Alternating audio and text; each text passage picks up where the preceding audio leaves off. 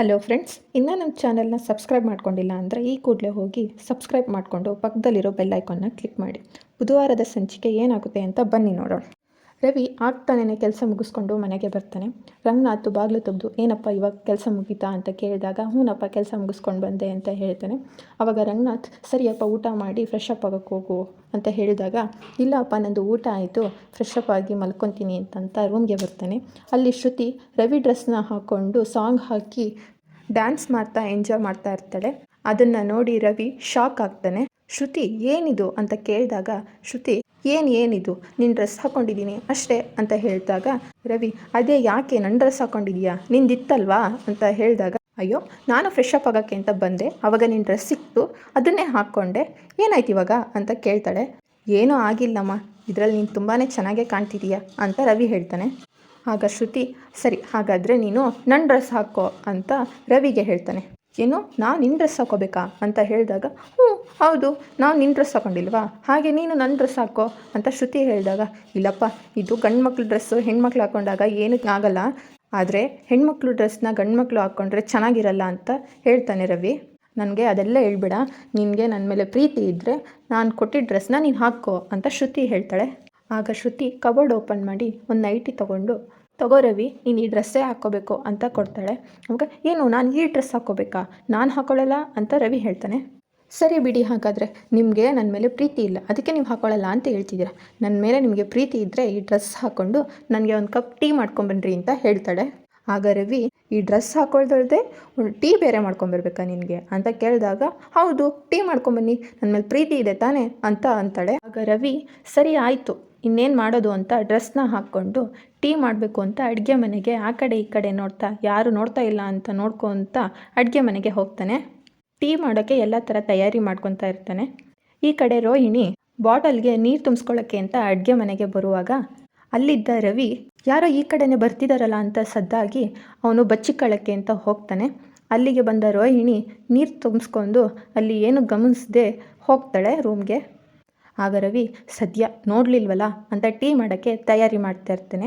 ಈ ಕಡೆ ಶಾಂತಿ ಯಾಕೋ ತುಂಬ ಹಸ್ವಾಗ್ತಿದೆಯಲ್ಲ ಅಂತಂತ ಎದ್ದು ಅಡುಗೆ ಮನೆಗೆ ಬರುವಾಗ ಅಲ್ಲಿ ಇದ್ದ ರಂಗನಾಥ್ ಎಲ್ಲಿಗೆ ಹೋಗ್ತಾ ಇದೆಯಾ ಶಾಂತಿ ಅಂತ ಕೇಳಿದಾಗ ಯಾಕೋ ರೀ ತುಂಬ ಹಸ್ವಾಗ್ತಾ ಇದೆ ಅಂತ ಹೇಳ್ತಾಳೆ. ವಯಸ್ಸಾದಮೇಲೆ ಅಷ್ಟೊಂದು ಜಾಸ್ತಿ ತಿನ್ನಬಾರ್ದು, ಎಷ್ಟು ಅಂತ ಹೇಳಿ ನಿನಗೆ, ತಿಂತೀಯಾ, ತಿಂದಿದ್ದನ್ನು ಅರ್ಗಕ್ಕಾದರೂ ಬಿಡು ಅಂತ ರಂಗನಾಥ್ ಶಾಂತಿಗೆ ಬೈತಾನೆ. ಆಗ ಶಾಂತಿ ನಿಮಗೆ ನನ್ನ ಬೈದೆ ಇದ್ದರೆ ಸಮಾಧಾನನೇ ಆಗಲ್ವಾ ಅಲ್ಲ ಅಂತ ಹೇಳಿದಾಗ ಸರಿ ಆಯಿತು ಅಡುಗೆ ಮನೆಗೆ ಹೋಗಿ ಒಂದು ಲೋಟ ನೀರು ಕುಡಿದು ಬಾ ಸಾಕು ಅಂತ ರಂಗನಾಥ್ ಹೇಳ್ತಾನೆ. ಆಗ ಶಾಂತಿ ಸರಿ ಆಯಿತು ನೀರು ಕುಡಿದು ಬರ್ತೀನಿ ಅಂತ ಅಡುಗೆ ಮನೆಗೆ ಬರುವಾಗ ಅಡುಗೆ ಮನೆಯಲ್ಲಿ ಸದ್ದಾಗೋದನ್ನ ಇವಳು ಗಮನಿಸಿ ಅಡುಗೆ ಮನೆನ ಇಣಿಕಿ ನೋಡ್ತಾಳೆ. ಅಲ್ಲಿ ರವಿ ನೈಟಿ ಹಾಕ್ಕೊಂಡು ಟೀ ಮಾಡ್ತಾ ಇರೋದನ್ನು ಇವಳು ಗಮನಿಸಿ ಯಾರೋ ಕಳ್ಳರು ಬಂದಿದ್ದಾರೆ ನಮ್ಮ ಮನೇಲಿ ಅಂತ ಹೆದರ್ಕೊಂಡು ಡೋರ್ನ ಲಾಕ್ ಮಾಡಿ ಎಲ್ಲರನ್ನೂ ಕರೀತಾಳೆ. ಮನೋಜ, ರೋಹಿಣಿ, ರೀ ಬನ್ನಿ ನಮ್ಮ ಮನೆಗೆ, ಬನ್ನಿ ಇಲ್ಲಿ ಯಾರೋ ನಮ್ಮ ಮನೆಗೆ ಕಳ್ಳರು ಬಂದಿದ್ದಾರೆ ಅಂತ ಜೋರಾಗಿ ಚೀರ್ತಾಳೆ. ಅಲ್ಲಿದ್ದ ರವಿ ಹೆದರ್ಕೊಂಡು ಇಣಿಕಿ ನೋಡಿದಾಗ ಅಮ್ಮ ಬಂದಿರೋದನ್ನು ನೋಡ್ತಾನೆ. ಅಯ್ಯೋ ನಾನು ಸಿಗಾಕೊಂಡೆ ಅಂತ ಭಯ ಪಡ್ತಾ ಇದ್ದಾಗ ಎಲ್ಲರೂ ಅಲ್ಲಿ ಬಂದು ಸೇರ್ತಾರೆ. ಆಮೇಲೆ ಸೂರ್ಯ ಮತ್ತು ಮೀನೂ ಅಲ್ಲಿಗೆ ಬರ್ತಾರೆ. ಆಗ ರಂಗನಾಥ್ ಏನು ನಿಂದು ಏನಾಯ್ತು ಇವಾಗ ಅಂತ ಕೇಳಿದಾಗ ರೀ ಇಲ್ಲಿ ಮನೆಗೆ ಯಾರೋ ಕಳ್ಳರು ಬಂದಿದ್ದಾರೆ, ಇಲ್ಲಿ ನೋಡಿ ಅಡುಗೆ ಮನೆಯಲ್ಲಿದ್ದಾರೆ ಅಂತ ಹೇಳಿದಾಗ ಕಳ್ಳರ ಎಲ್ಲಿ ಅಂತ ಕೇಳಿದಾಗ ನೋಡು ಇಲ್ಲಿದ್ದಾರೆ ಅಂತ ಹೇಳ್ತಾರೆ.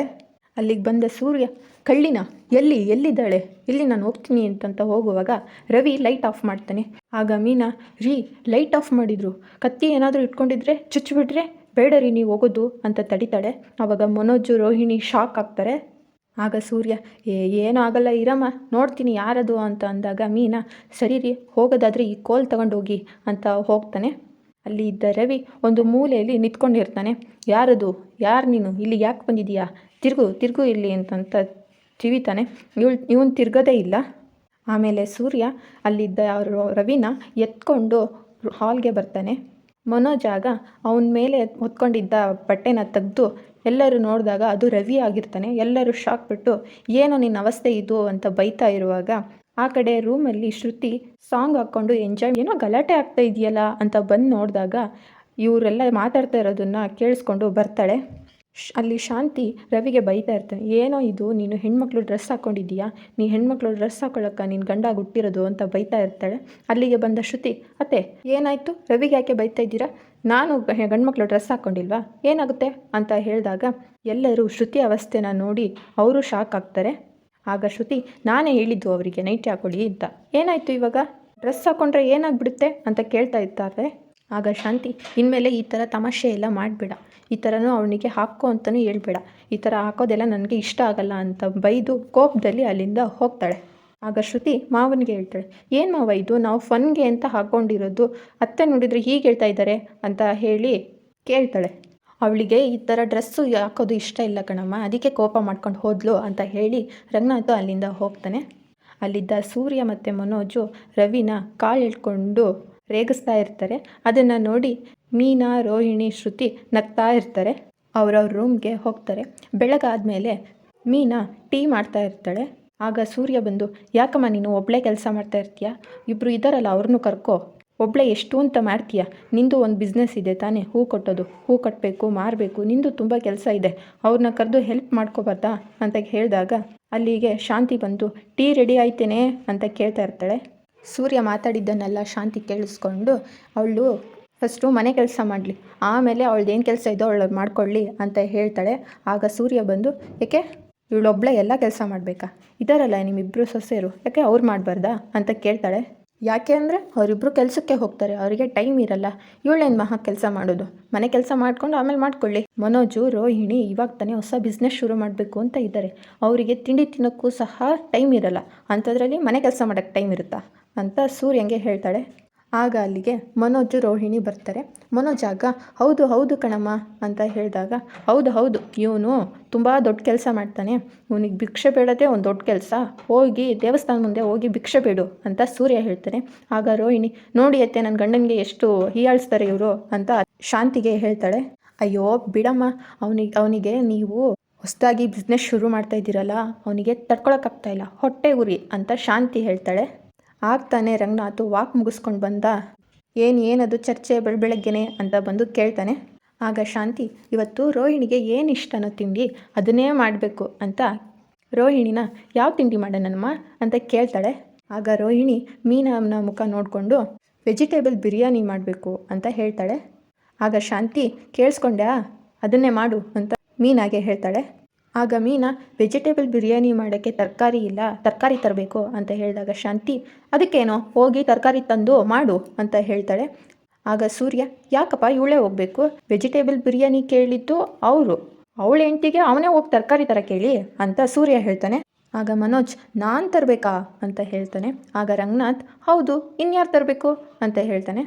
ಹೊಸದಾಗಿ ಬೇರೆ ಬಿಸ್ನೆಸ್ ಶುರು ಮಾಡ್ತಿದ್ಯಾ, ಆಚೆ ಕಡೆ ಹೇಗೆ ಎಂತ ಎಲ್ಲ ನೀನು ತಿಳಿಬೇಕು, ಆಚೆ ಕಡೆ ಹೇಗೆ ಬಿಸ್ನೆಸ್ ಮಾಡ್ತಾರೆ ಅನ್ನೋದು ನಿನಗೆ ಗೊತ್ತಾಗಬೇಕಲ್ಲ, ಹೋಗಿ ನೀನೇ ತಗೊಂಬಾ ಅಂತ ಹೇಳಿದಾಗ, ಸರಿ ದುಡ್ಡು ಅಂತ ಅಂತಾನೆ. ಆಗ ರೋಹಿಣಿ, ಇರಿ ನಾನೇ ತಂದು ಕೊಡ್ತೀನಿ ಅಂತ ರೋಹಿಣಿ ದುಡ್ಡನ್ನ ಮನೋಜ್ಗೆ ಕೊಡ್ತಾನೆ. ಆಗ ಮನೋಜ್, ಏನು ತರಬೇಕು ಅಂತ ಕೇಳಿದಾಗ Rohini, cabbage, flower, beans, carrot ಅಷ್ಟೇ ತೊಗೊಬನ್ನಿ ಮನೋಜ್ ಸಾಕು ಅಂತ ಹೇಳಿ ಹೋಗ್ತಾನೆ. ಆಗ ಮನೋಜ್ ಆಚೆ ಬಂದು, ಅಬ್ಬಬ್ಬಾ ಏನು ಬಿಸಿಲಿಗ್ರು ಅಂತ ಹೇಳಿ ಕಾರಲ್ಲೇ ಹೋಗಿ ತರಕಾರಿ ತೊಗೊಂಬಂದು, ತಗೋ ರೋಹಿಣಿ ಚೇಂಜ್ ಇಷ್ಟು ಉಳಿತು ಅಂತ 50 ರೂಪಾಯಿ ಕೊಡ್ತಾನೆ. ಮನೋಜ್, ನಾನು ನಿಮಗೆ ಕೊಟ್ಟಿದ್ದು 500 ರೂಪಾಯಿ ಅಲ್ವಾ, 50 ರೂಪಾಯಿ ಕೊಡ್ತಿದ್ದೀರಾ ಅಂತ ಹೇಳ್ತಾನೆ. ಆಗ ಮನೋಜ್ ಮಾತಾಡ್ತಾ ತರಕಾರಿನ ಮೀನಾಗೆ ಕೊಡ್ತಾಳೆ. ಮೀನಾ ತರಕಾರಿ ನೋಡಿ, ಇಷ್ಟಕ್ಕೆ ಅಷ್ಟೆಲ್ಲ ಆಗೋದಿಲ್ಲಲ್ಲ, ನಾನೇನು ಸುಳ್ಳು ಹೇಳ್ತಾ ಇಲ್ಲ, ಬೇಕಾದರೆ ಬಿಲ್ ಇದೆ, ಬಿಲ್ ತೋರಿಸ್ತೀನಿ ಅಂತಂತ ಬಿಲ್ ತೋರಿಸ್ತಾನೆ. ಹೌದಲ್ವಾ, ಇದರಲ್ಲಿ 450 ಅಂತ ಇದೆ, ತರಕಾರಿ ಅಷ್ಟೊಂದು ರೇಟ್ ಆಗೋಯ್ತಾ ಅಂತ ಹೇಳ್ತಾಳೆ. ಆಗ ಸೂರ್ಯ, ಇವನೇನೋ ಎಡ್ವರ್ಟ್ ಮಾಡ್ಕೊಂಬತ್ತಿದ್ದಾನೆ, ತರಕಾರಿ ಏನು ರೇಟ್ ಆಗಿಲ್ಲ ಅಂತ ಹೇಳ್ತಾಳೆ. ಆಗ ಒಬ್ಬ ಮನೆಗೆ ಬರ್ತಾನೆ. ಅಲ್ಲಿಗೆ ಬಂದು, ಸಾರಿ ಸರ್, ಮಿಷನ್ ಕೆಟ್ಟೋಗಿತ್ತು, ಬಿಲ್ ಸರಿಯಾಗಿ ಬಂದಿಲ್ಲ, 450 ಅಂತ ಬಿಲ್ ಆಗಿದೆ, ತೊಗೊಳ್ಳಿ ಮಿಕ್ಕಿದ ಚೇಂಜ್ ಅಂತ ಕೊಡ್ತಾನೆ. ತರಕಾರಿ ದುಡ್ಡು 250 ಆಗಿತ್ತು, ತೊಗೊಳ್ಳಿ ಉಳಿದಿದ್ದ ದುಡ್ಡು ಅಂತ ಕೊಡ್ತಾನೆ. ಆಗ ಮನೋಜ್ ದುಡ್ಡು ಇಸ್ಕೊಂಡು, ತಗೋ ರೋಹಿಣಿ ಅಂತ ಕೊಡ್ತಾಳೆ. ಏನು ಮನೋಜ್ ಇದು ಅಂತ ಹೇಳ್ತಾಳೆ ರೋಹಿಣಿ. ಅಲ್ಲಿದ್ದ ಸೂರ್ಯ ಜೋರಾಗಿ ನಗ್ತಾನೆ. ದೊಡ್ಡದಾಗಿ ಬೇರೆ ಬಿಸ್ನೆಸ್ ಮಾಡಬೇಕು ಅಂತ ಇದೆಯಾ, ಇಂಥ ಚಿಕ್ಕ ವಿಷಯನೂ ಗೊತ್ತಿಲ್ವಲ್ಲೋ ಅಂತ ನಗಾಡ್ತಾ ಇರ್ತಾನೆ. ಆಗ ಶಾಂತಿ, ಅಯ್ಯೋ ಪಾಪ ಅವನಿಗೆ ಆಚೆ ಎಲ್ಲ ಹೋಗಿ ಗೊತ್ತಿಲ್ವಲ್ಲ, ಅದಕ್ಕೆ ಅವನಿಗೂ ಗೊತ್ತಾಗಿಲ್ಲ, ಅವನು ಬಿಸ್ನೆಸ್ಸು ತುಂಬ ಚೆನ್ನಾಗೇ ಮಾಡ್ತಾರೆ ಅಂತ ಹೇಳ್ತಾಳೆ. ಅಲ್ಲಿದ್ದ ರಂಗನಾಥ್, ಸೂರ್ಯ ನಾಳೆ ತುಂಬ ಮುಖ್ಯವಾದ ದಿನ ಗೊತ್ತೇನೋ ಅಂತ ಕೇಳ್ತಾಳೆ. ಆಗ ಸೂರ್ಯ, ಮುಖ್ಯವಾದ ದಿನನ ಏನದು ಅಂತ ಯೋಚನೆ ಮಾಡ್ತಾ, ಓ ಈ ಪೆಂಗ್ಯ ದುಡ್ಡು ಎಗ್ರಿಸ್ಕೊಂಡು ಹೋಗಿರೋ ದಿನ ಅಲ್ವಾ ಅಂತ ಹೇಳ್ತಾನೆ. ಅಲ್ಲಿದ್ದ ಮೀನಾ ಬೇಜಾರಾಗಿ ಸೂರ್ಯನ ನೋಡ್ತಾ ಇರ್ತಾರೆ. ಅಲ್ಲಿದ್ದ ರೋಹಿಣಿ, ಮನೋಜ್, ಶಾಂತಿ ಕೋಪ ಮಾಡ್ಕೊತಾರೆ. ಅಲ್ಲ ಕಣೋ, ಅದಲ್ಲ, ತುಂಬ ಮುಖ್ಯವಾದ ದಿನ, ನೆನಪಿಲ್ವಾ ನಿನಗೆ ಅಂತ ರಂಗನಾಥ್ ಕೇಳಿದಾಗ, ಬಿಡಿ ಮಾವ, ಇವರಿಗೆಲ್ಲ ಅದೆಲ್ಲ ಎಲ್ಲಿ ನೆನಪಿರುತ್ತೆ ಅಂತ ಹೋಗಿ ರೂಮ್ಗೆ ಹೋಗ್ತಾಳೆ. ಅಯ್ಯೋ ಸೂರ್ಯ, ನಾಳೆ ನೀವು ಮದುವೆ ಆಗಿದ್ದ ದಿನ ಕಣೋ, ಅದು ನೆನಪಿಲ್ವಾ ನಿನಗೆ ಅಂತ ಸೂರ್ಯಗೆ ರಂಗನಾಥ್ ಹೇಳ್ತಾನೆ. ಅಲ್ಲಿಂದ ಸೂರ್ಯ ರೂಮ್ಗೆ ಬಂದು ಸಾರಿ ಮೀನಾ ಅಂತ ಕೇಳಿದಾಗ, ಅಲ್ಲ ರೀ, ಮನೋಜ್ ಅವರು ದುಡ್ಡು ಎತ್ಕೊಂಡು ಹೋಗಿರೋದು ನೆನಪಿದೆ ನಿಮಗೆ, ನನಗೆ ಕೊಳ್ಳಿ ತಾಳಿ ಕಟ್ಟಿದ್ದು ನೆನಪಿಲ್ವಾ ನಿಮಗೆ ಅಂತ ಕೇಳಿದಾಗ, ಹಂಗಲ್ಲ ಮೀನಾ, ಅವತ್ತಿನ ದಿನ ತಾನೇ ಅವನು ಅಪ್ಪನ ದುಡ್ಡು ಎತ್ಕೊಂಡು ಹೋಗಿದ್ದು, ಅದು ತಲೆಯಲ್ಲಿ ರೆಕಾರ್ಡ್ ಆಗಿಬಿಟ್ಟಿದೆ, ಅದಕ್ಕೆ ನೆನಪಾಗಿತ್ತು. ಅದಾದಮೇಲೆ ತಾನೇ ನಾನು ನಿನ್ನ ಮದುವೆ ಆಗಿದ್ದು, ಅದನ್ನೇ ಹೇಳೋಣ ಅಂತ ಇದ್ದೆ, ನೀನು ಅಷ್ಟರೊಳಗೆ ಕೋಪ ಮಾಡಿಕೊಂಡು ರೂಮ್ಗೆ ಬಂದೆ. ನಮ್ಮ ಮದುವೆ ದಿನ ನಾನು ಮರಿತೀನ ಮೀನಾ ಅಂತ ತಪ್ಪಿಕೊಂಡು ಮುದ್ದಾಡ್ತಾ ಇರ್ತಾನೆ. ಇಲ್ಲಿನ ಈ ಸಂಚಿಕೆ ಮುಕ್ತಾಯವಾಗಿದೆ. ಲೈಕ್ ಮಾಡಿ, ಕಮೆಂಟ್ ಮಾಡಿ.